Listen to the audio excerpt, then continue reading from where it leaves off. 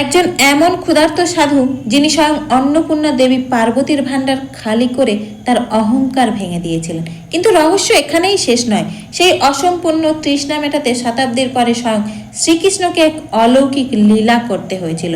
কৈলাসে একদিন পার্বতী নিজের শক্তি নিয়ে গর্ব করলেন। তিনি মহাদেবকে বললেন, আমি সব ঋষিদের ভোজন করাবো, আপনি তাদের আমন্ত্রণ জানান। মহাদেব সকল ঋষিকে নিমন্ত্রণ করলেন। লক্ষ লক্ষ মুনি এলেন, 56 ভোগ তৈরি হলো। সবাই খেয়ে তৃপ্ত, কিন্তু ভাণ্ডার ফুরালো না। তখন পার্বতী দেবী বললেন, একজন সত্যিকারের ক্ষুধার্ত সাধুকে আনুন।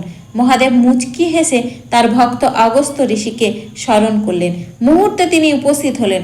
অগস্ত্য ঋষি বসেই বললেন, ছোট থালা সরিয়ে দিন, পুরো হাঁড়ি নিয়ে আসুন। দেখতে দেখতে পুরো ভাণ্ডার খালি হয়ে গেল। একবার, দুবার, তিনবার, কিন্তু তার ক্ষুধা মিটল না। অবশেষে পার্বতী দেবী ভগবান বিষ্ণুকে স্মরণ করলেন। বিষ্ণু এক সাধুর রূপে এসে তার পাশে বসে শুধু এক গ্রাস খেলেন এবং বললেন, তৃপ্তস্মি, আমি তৃপ্ত। সেই মুহূর্তেই অগস্ত্য ঋষির ক্ষুধাও মিটে গেল।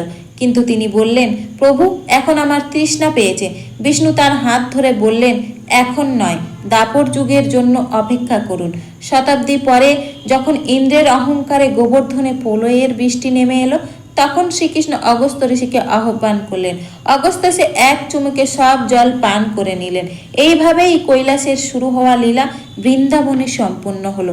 তাই বলা হয়, যখন কৃষ্ণ তৃপ্ত হন তখন পুরো ব্রহ্মাণ্ড তৃপ্ত হয়ে যায়। জয় শ্রীকৃষ্ণ।